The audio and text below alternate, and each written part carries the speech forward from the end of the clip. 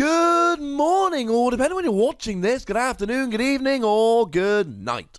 My name's Ross, and as always told, out of Voice Radio. So today, we're going to be having a look at a very exciting, if slightly weird, new Tag Team GX. It's Muk Alolan Muk. Now this is weird. This obviously raises opportunities in the future for having GXs of Raichu and Alolan Raichu, etc. But this is weird. It's an Alolan form and the Kanto form together in one Tag Team GX.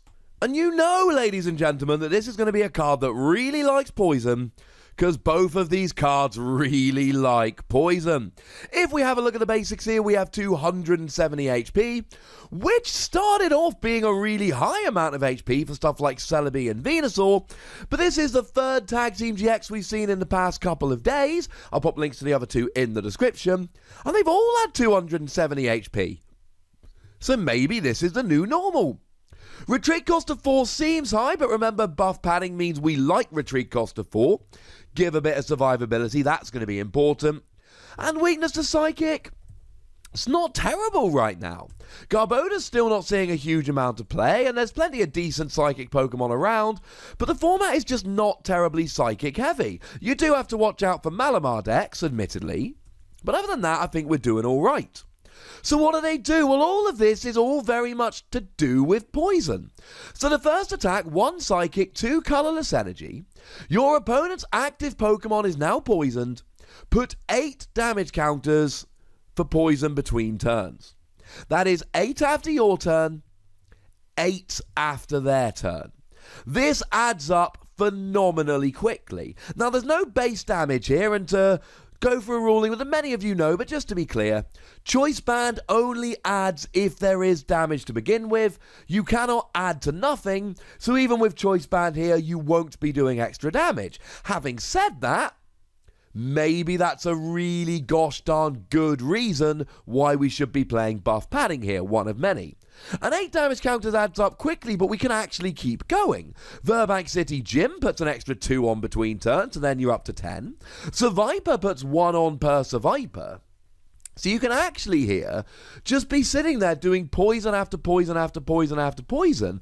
And let's say you've got 4 Survivor out, that's 12 damage counters for poison. That's enough to KO an awful lot of Pokemon.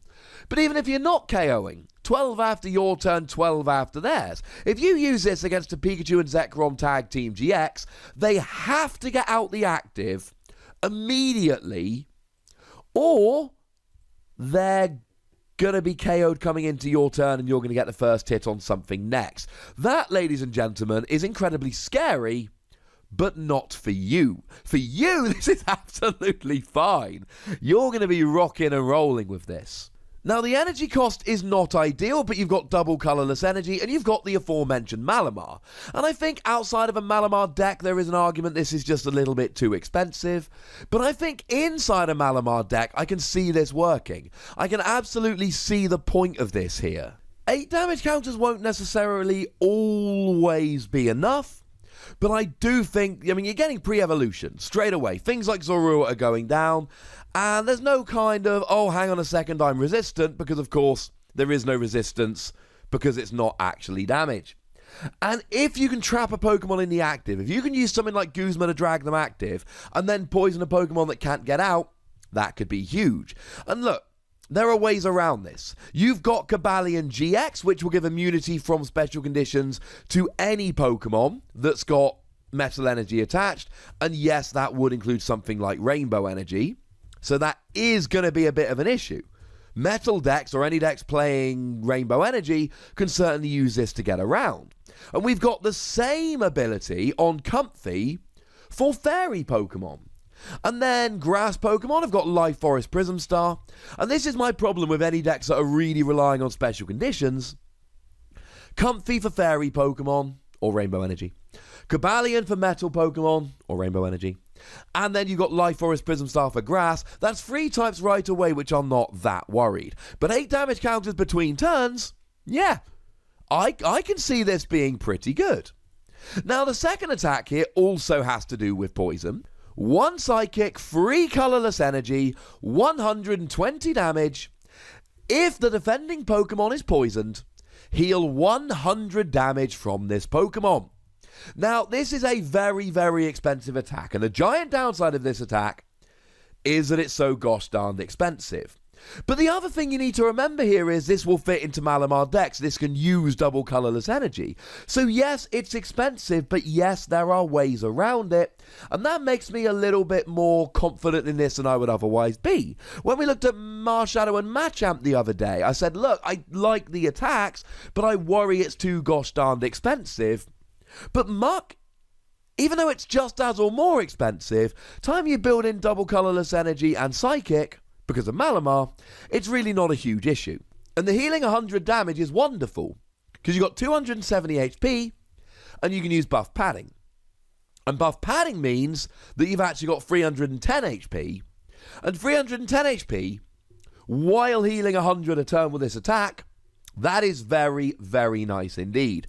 Now, they do need to be poisoned, so maybe you want to use something like Poison Barb, for instance. Or maybe you use the first attack. Or maybe you use Koga's Trap, the new supporter card which leaves them both poisoned and confused. There's many different ways to make them poisoned here. And then you're rolling with 120 damage, healing 100. I say rolling 120 damage, not necessarily the best amount of damage. Firstly, against non-GXs like White Kyurem, you're going to be 10 damage short. But then again, if they're poisoned, they will get KO'd from the poison. And against GXs, it's just not necessarily quite enough. What I will say is, let's imagine you use the first attack and then the second. First attack, 8 damage counters. After their attack, they come back and they've got 16 damage counters on. You then do 120 and they're up to 280 damage. The only thing that can survive that is a Magikarp and Wailord Tag Team GX, except that will go down when the poison hits in the following turn, meaning this will get a 2-hit KO on literally anything if you can keep the poison in play. And one of the things that really makes me worry about this card is that if it ever gets really good, we can all just start playing Cobalion and a couple of Rainbow Energy. This is very easy to tech against. And then they're not getting the first attack, and they're not getting the healing from the second attack. And that makes me a little bit worried. The damage here is not great. 120 damage is far from ideal. But in the context of, yeah, but I'm not looking for a 1-hit KO, I'm looking for a 2-hit KO while healing. I'm really poisoning you, then KOing while healing 100, and then you put something else up. Then I could actually be on board with this. Now, as for the GX attack here, 0 energy. No energy whatsoever. The defending Pokemon is now paralyzed and poisoned. If this Pokemon has 4 extra energy attached, put 15 damage counters on between turns rather than 1. That's ridiculous. 15 damage counters for poison is a 1-hit KO on pretty much any non-GX, which is pretty cool. Couples of Viper mean you're up against Tapu Lele and getting a 1-hit KO there. Again, it takes a little while for this to get up to really big KO territories. But 15 damage counters against a Magikarp and Wailord means if you don't get out the active next turn, and they're probably going to play Ace Roller to be fair, but if they don't, they are getting KO'd coming into your turn.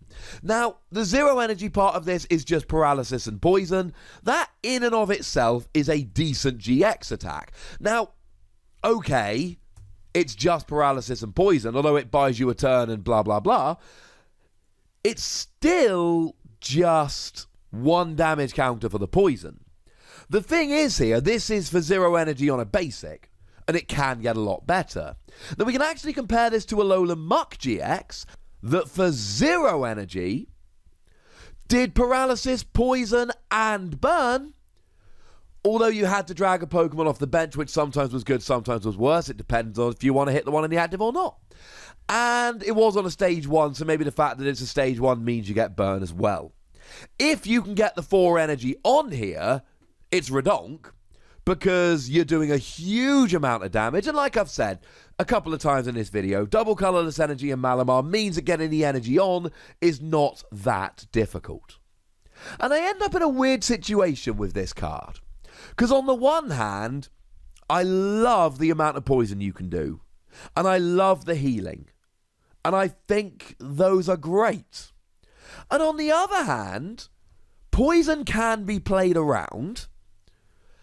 And you're never doing quite enough damage unless you can end up trapping something in the active and getting a couple turns of poison. And I think that makes this one of the weakest tag team GXs. I love that you can use Malamar. That makes me very happy indeed. But when I'm looking at this and I'm thinking about the metagame and I'm looking at deck building, I'm not sure how many decks are going to be terrified of this unless you can trap them in the active. And certainly using a stadium like Mount Lanakila, which will increase the retreat cost of basic Pokemon by 1, will be good. And of course, using something like Absol, which increases the attack cost of basic Pokemon by 1, will be very nice indeed. But what about evolutions? What about when this doesn't work? I am skeptical. I'm giving it between 3 and 4 Wassies because you've still got huge HP. You can still use buff padding. You still heal. You're still doing a huge amount of poison damage. There's still a lot to like about this. I just don't know if I can put it in the upper echelon of tag team GXs. But maybe you can. Or maybe you just want to tell me something else about this card. Regardless, go and let me know in the comment section. Go nuts. But please do remember the rule, ladies and gentlemen. Be nice, would ya? And then make sure you like this video, subscribe to this channel, follow me on Twitter at TheWassie, and Twitch for some live action at twitch.tv/PTCGRadio. If you want to support the channel, get some bonus podcasts and all of that, head on over to patreon.com/PTCGRadio, where you can do exactly that. And please do make sure you're checking out youtube.com/WassiePlays, where we talk other games. But by far the most important thing, as always, look after yourselves till next time. Thank you very much for watching. My name's Ross, and you've been watching PTCG Radio.